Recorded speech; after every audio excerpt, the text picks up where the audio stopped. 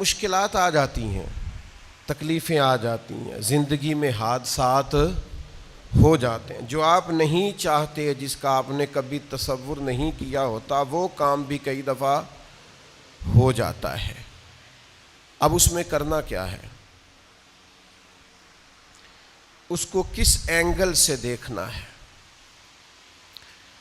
مصیبت، پریشانی، دکھ، حادثہ، واقعہ، غیر متوقع چیز آپ کی زندگی میں آ گئی، آپ توقع نہیں کر رہے تھے، آپ تو کسی اور چیز کے لیے تیار تھے، آپ کے تو ارادے کچھ اور تھے، لیکن کچھ حالات اور ہو گئے، آزمائش اور طرح کی ہو گئی، اور ایسی آزمائش ہو گئی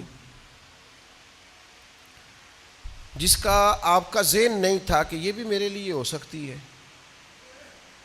یا آپ نے سوچا ضرور ہوا تھا کہ آزمائش آئے گی، لیکن اور چیزوں کو آپ سوچ رہے تھے، میں نے یہ ٹھیک کرنا ہے، میں نے یہ ٹھیک کرنا ہے، میں نے اس پر خیال رکھنا ہے، لیکن تکلیف نے، دکھ نے، آزمائش نے رستہ کوئی اور بنا لیا۔ تو اب یہ کیا ہے؟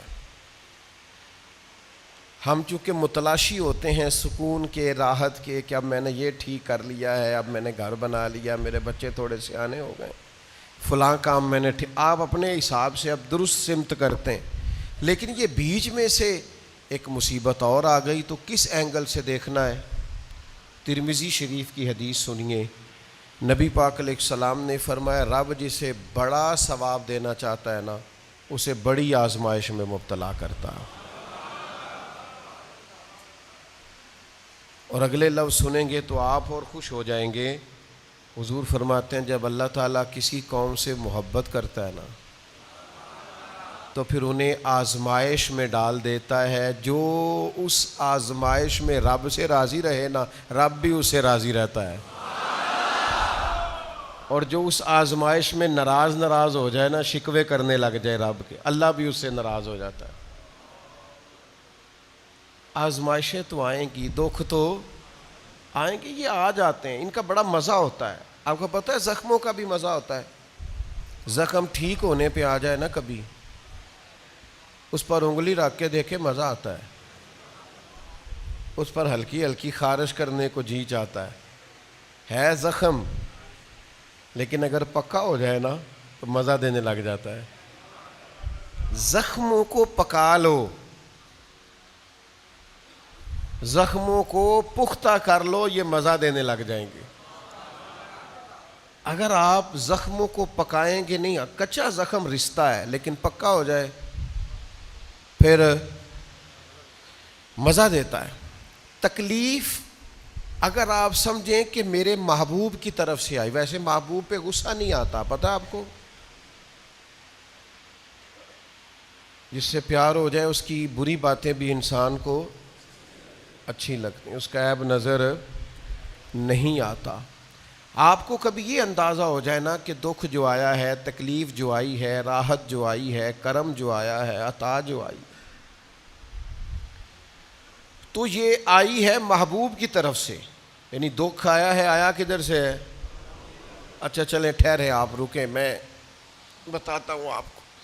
میں ایک دفعہ نا کچھ بیمار تھا زیادہ، اور منفرد بات یہ، انوکھی بات یہ کہ میرا ایک بچہ بھی بیمار تھا، اور اس پر تھوڑی سی مشکل یہ کہ کچھ چھوٹی موٹی ارد گرد کی پریشانیاں بھی تھیں، یہ تعمیری کام چل رہا ہے، فلانا کام چل رہا ہے، فلانا کام چل رہا ہے، تو سمجھ لیں 5 10 20 چیزیں اکٹھی ہو گئیں، تو میری طبیعت پر کچھ بوجھ بن گیا، دل تھوڑا سا وزن محسوس کرنے لگا، اور ذرا تھوڑی سی بے چینی اور اضطراب طبیعت میں پیدا ہونے لگا۔ یہ ان کے بعد آ جاتا ہے کبھی کبھی،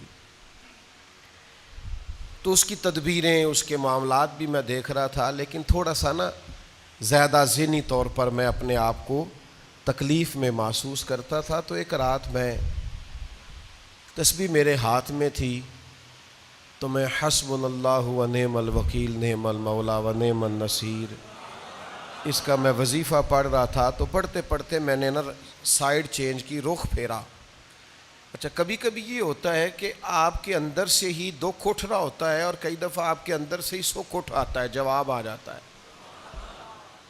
یعنی آپ کا دل بھی تو مفتی ہے نا، وہ بھی تو فتوے جاری کرتا ہے نا. آپ کی روح بھی تو عالم ہے نا، وہ بھی تو آپ کو مسئلے بتاتی ہے نا. آپ کا ذہن بھی بہت بڑا، یہ کئی دفعہ جب اداس ہوتا ہے تو اس نے کوئی مایوسی سوچ لی ہے، طے کر لی. خوش ہوتا ہے تو اس نے اندر سے ہی کوئی نعمت تلاش لی.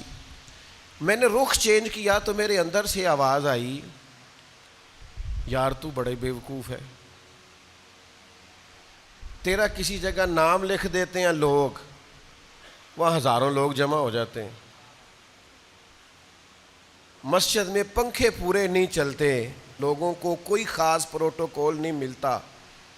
سینکڑوں مساجد ہیں، ایئر کنڈیشن اور بڑی بڑی سہولیات چھوڑ کے لوگ تیرے پاس آتے ہیں. کبھی مسکرا پڑیں تو بہت سارے مسکرا پڑتے ہیں. کبھی طبیعت میں کوئی تھوڑی خرابی آ جائے تو بہت سارے لوگ آنسوؤں میں بھیگ بھیگ کر دعائیں کرتے ہیں. یہ سارے دکھ تیرے لیے برداشت کی. اور تیرے اوپر تھوڑی سی کبھی تکلیف آتی ہے تو طبیعت پہ بوجھ بنتا ہے، اچھا تو بڑا ریس ہے، سکھ سارے قبول خوشی خوشی، اور ذرا 2 4 5 چیزیں کٹھی ہوئی نہیں اور دل تیرا بے چین ہوا نہیں، تو سیاںا نہیں. اچھا خود ہی ٹینشن تھی، بس رخ میں نے دوسری طرف کیا تو آوازیں دوسری آنی شروع ہو گئیں. شام کو میں اٹھ کے بیٹھ گیا. یہ آپ نے نا اپنے اندر سے آپ نے طاقت لینی ہے. آپ کے اندر ایک روح ہے، آپ کے اندر ایک باطن ہے، آپ کے اندر ایک خیر کی قوت ہے. جب بھی کوئی مایوسی آئے نا، ایک سرکار کا فرمان سنیں. نبی پاک علیہ السلام نے فرمایا تمہیں اپنی بیوی کی کوئی عادت ناپسند ہو تو اسے بغض نہیں رکھنا. یا رسول اللہ کیا کریں؟ فرمایا اس عادت پہ غور کر لو جو تمہیں بڑی پسند ہے. آپ نے صرف کمزوریاں نہیں دیکھنی، آپ نے زندگی کے اندر خوبیاں بھی ملاحظہ کرنی.